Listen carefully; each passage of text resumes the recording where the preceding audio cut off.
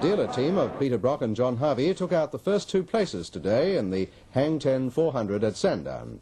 Earlier, in the Golden Jubilee Australian Grand Prix, two drivers were injured in spectacular crashes. In the first, Gary Cooper of South Australia ploughed into the fencing when the rear wing of his Cooper Elfin collapsed at the end of the back straight. Rescuers with engineering training have cut away the car from around Gary Cooper. There they are lifting the driver out of the car. Cooper was taken to hospital where he's being treated tonight for a broken leg. McRae has got the unsportsmanship flag. Oh, no, there's another one. No, Davison and Schuppen have come together. Davison's car was able to be driven away. Schuppen's car is half a right off there. Collision in Repco corner. Bad luck we missed that one, but you can see the result of it. There goes Davison on his way again. 9 laps to go for Graham McRae, the expatriate New Zealander, in the car of his own design and construction. Got a 10-second lead at the present time over Alan Hamilton. Another one off. That looks like Bartlett's car. Maybe wrong. Let's clear it of accidents. I hope it's not Hamilton's. In fact, it was Alan Hamilton, who suffered head injuries in the crash and is in hospital tonight in a stable condition. His car spun before Dunlop Bridge, hit the concrete causeway and split in half, the two sections skidding under the bridge onto the grass verge. Disastrous accident that. We saw that very graphic shot there of the entire front suspension of the car torn away. There he goes, Graham McRae, the New Zealander, in his own designed and built car, the GM3, takes the checkered flag for the 1978 Golden Anniversary Australian Grand Prix. In second place will be John Briggs. In the Matich, Peter Edwards in third place, and in fourth, Barry Singleton. And a reminder that you can see highlights of that meeting tonight at 10:30.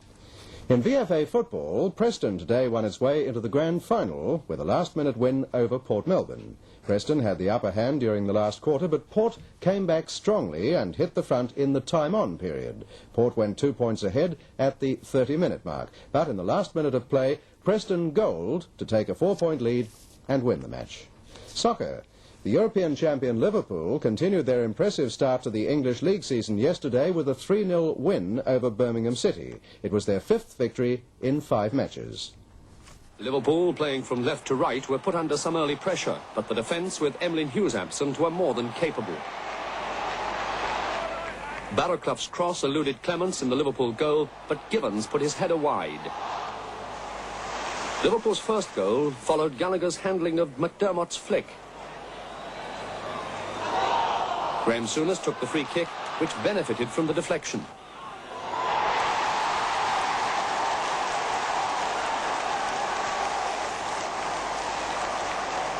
With Gary Pendry sent off, Birmingham were down to 10 men. In the second half, Liverpool came close with this effort from Dalglish, which struck the bar. The second goal came from this fluid 5-man move.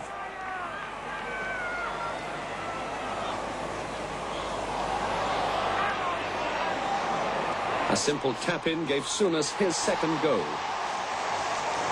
All credit to Birmingham, who tried to play themselves back into the game, but by this stage it was all Liverpool.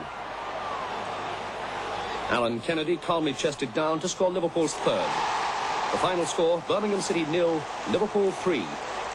Tennis. Sweden's Bjorn Borg and American Jimmy Connors will meet in the final of the United States Open Championships later today. The women's final will be decided between the defending champion, Chris Evert, and 16-year-old Pam Shriver, who caused an upset when she beat top-seeded Martina Navratilova in the semi-finals. Pam Shriver turned 16 2 months ago, and at the time, only hardcore tennis fans knew her name. She was the 6-footer who was going to be great when her skills caught up to her size. They have. Shriver today became the youngest player ever to appear in the semifinals of the U.S. Open, and it was much more than an appearance. Despite opposition from the world's top-ranked woman tennis player, Wimbledon champion Martina Navratilova, despite an hour and 15 minutes of rain delays that added to the tension of a stadium match, despite jets that roared over the stadium, and despite 2 pressurized tiebreakers, Pam Shriver won her semifinal match 7-6 and 7-6.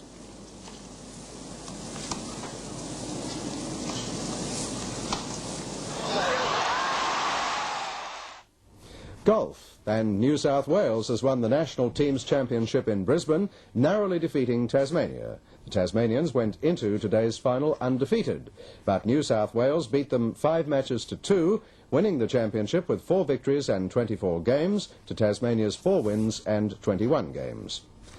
The Australian Gum Leaf Blowing Championship, held at Maryborough in central Victoria today, attracted great interest. 10 entrants from Victoria and interstate took part in the competition, which carried prize money of $1,000. The competition's held annually as part of the Maryborough Golden Wattle Festival. The winner was a Queenslander, Mr. Les Hawthorne, who selected his leaf from a variety available at the venue. The competitors were given the choice of playing one of their own specially prepared leaves or one of those made available by the organisers. Extra points were awarded for playing an unprepared leaf.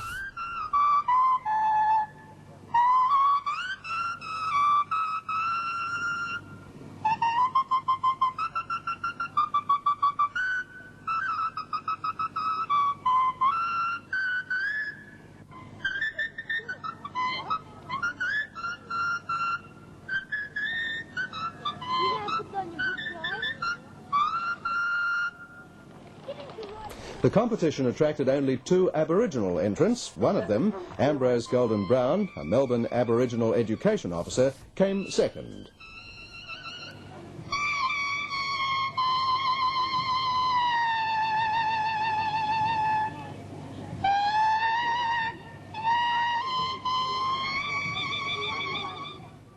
Real Australian music. The South Australian Library says it's not going to buy any more Biggles books, the schoolboy hero series created by Captain W.E. Johns. The senior young people's librarian, Miss J. Bayfield, said today that the library's policy was not to buy any children's books that depicted racism and violence. She said experts on children's literature throughout the world had labelled Biggles as racist and reactionary. Now look at tomorrow's weather, and first the forecast for Victoria. Mild to warm and fine ahead of some thundery showers late in the day in the west and about the ranges. Northerly wind fresh offshore and slight to moderate seas. And for Melbourne, fine and mild to warm with a moderate to fresh northerly wind. The expected highest temperature 23 degrees after an overnight low of 11. Well, that's all in this edition. Our next news is at 1 o'clock tomorrow afternoon.